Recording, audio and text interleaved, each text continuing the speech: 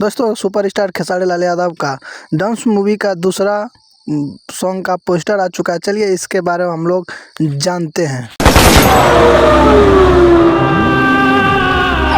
दोस्तों बात करें तो डांस मूवी का दूसरा सॉन्ग का पोस्टर आ चुका है। चलिए इसके बारे में हम जानते हैं। सॉन्ग का नाम है हल्ला भइल भइल बा।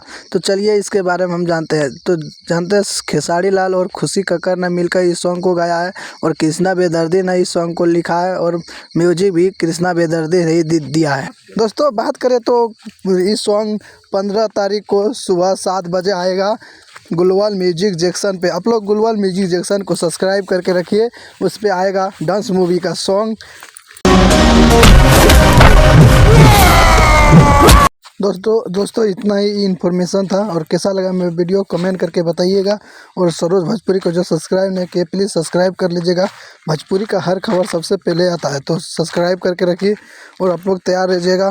15 तारीख को सुबह 7 बजे सॉन्ग आने वाला है। तो फिर मिलेंगे अगले वीडियो में। जय हिंद जय भारत।